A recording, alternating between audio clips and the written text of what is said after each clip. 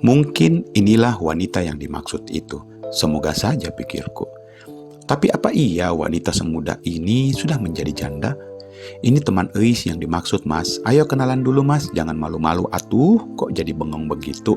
Ujar Eis kepadaku di saat pandanganku masih terpaku dengan wanita yang baru saja hadir itu.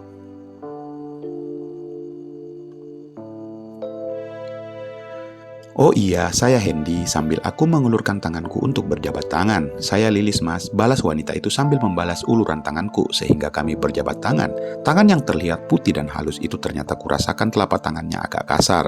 Mungkin karena keadaan sehingga mengharuskan wanita secantik ini melakukan pekerjaan kasar.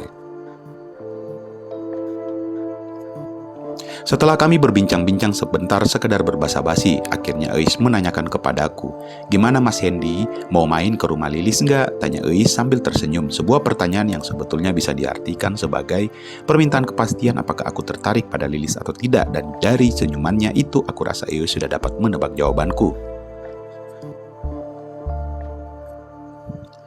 Ya, saya sih oke-oke aja, jawabku mencoba untuk santai agar tidak terlihat terlalu gugup.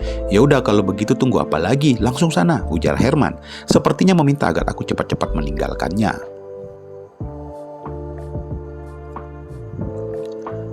Akhirnya aku dan Lilis berjalan kaki menuju ke rumahnya. Rumah Lilis ternyata lebih terisolisir lagi. Bagaimana tidak aku katakan itu? Untuk mencapainya saja, kami harus menyeberangi sungai, potong jalan biar lebih cepat. Begitu alasan Lilis.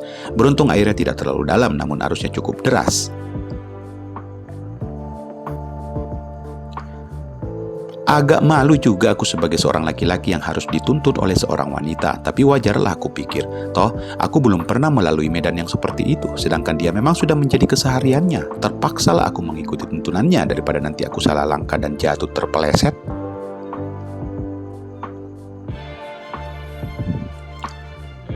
Lepas dari menyeberangi sungai, kini kami menyusuri pemotong sawah yang lebarnya tak lebih hanya sekitar 30 cm.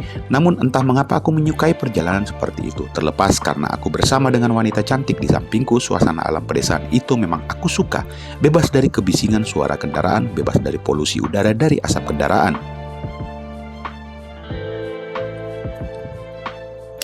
Dan bebas dari carut-marutnya suasana kota Jakarta yang semakin hari kian semakin sumpek dan tak karuan.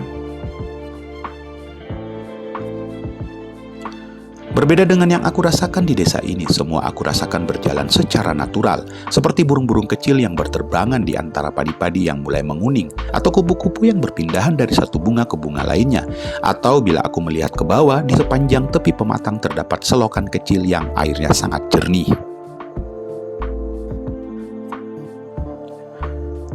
Sehingga tampak jelas sekumpulan ikan kecil yang berenang sambil menyodok-nyodokkan mulutnya pada tumbuhan lumut untuk dimakannya. Suatu keindahan yang alami, pikirku, sealami keindahan dan kecantikan Lilis. Ya, Lilis kuakui adalah wanita yang memiliki kecantikan dan keindahan yang alami, atau yang seperti dikatakan Herman, orisinil.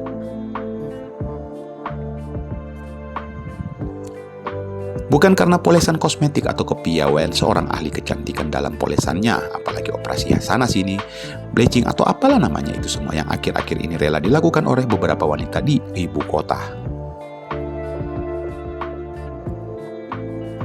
Seperti halnya Lilis dan Eis, wanita-wanita di desa ini menjalani hidupnya secara alami dan hanya mengikuti alurnya, dalam artian mulai dari mereka lahir, lalu tumbuh menjadi gadis remaja dan menemukan jodohnya.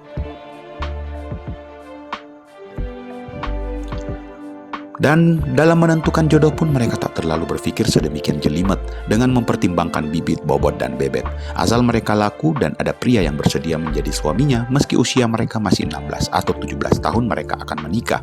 Menikah adalah suatu kehormatan ketimbang menjadi perawan tua.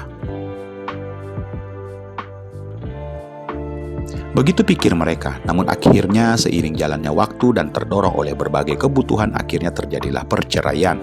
Bagaimana tidak sebagai seorang suami yang tanpa pekerjaan tetap dan hanya luntang-lantung 1 tahun mungkin masih bisa bertahan.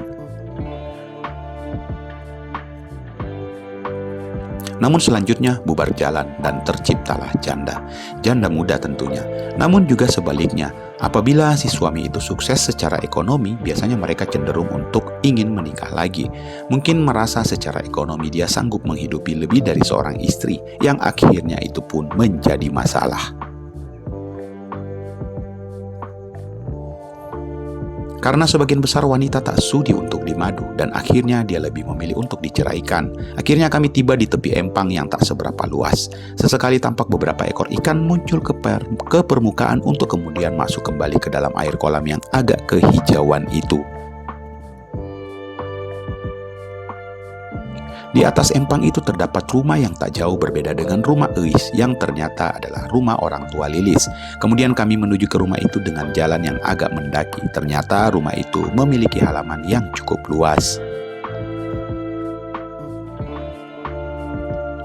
Yang di salah satu sudut halaman itu terdapat semacam bangunan yang tidak permanen dengan menggunakan tiang bambu dan beratapkan daun kelapa yang sekedar untuk melindungi dari terpaan panas matahari bagi seorang wanita dengan kepala dan wajah tertutupi oleh kain.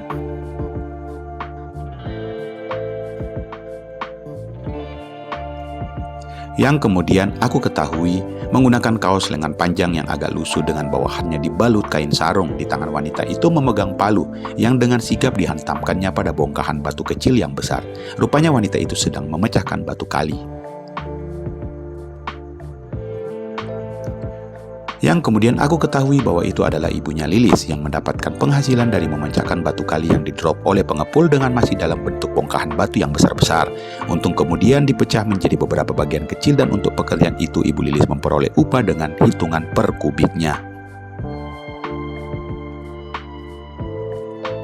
Entahlah berapa ribu rupiah upah yang didapat untuk setiap kubiknya, yang pasti tidaklah besar. Dan selama ini pula Lilis pun ikut membantu sang ibu dalam pekerjaan itu. Dari situlah baru aku paham mengapa telapak tangan Lilis begitu kasar.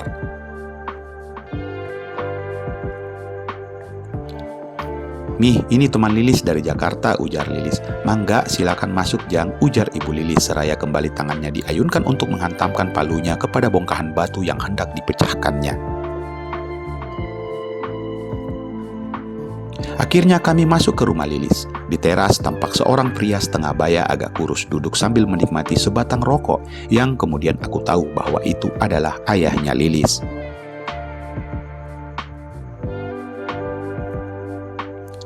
"Mangga Jang, silahkan masuk. Maaf berantakan, maklumlah di kampung," ujarnya ramah, seraya menyodorkan tangannya ke arahku untuk bersalaman. Aku duduk di ruang tengah sambil menikmati segelas kopi yang disuguhkan Lilis, sementara Lilis menemaniku dengan duduk tepat di sampingku. "Mas Hendy mau mandi dulu, biar seger mas," tawar Lilis yang langsung aku iyakan, karena memang terasa lengket sekali badanku oleh keringat. Seusai mandi kembali, aku duduk di tempat yang sama, kemudian Lilis meninggalkan aku juga untuk pergi.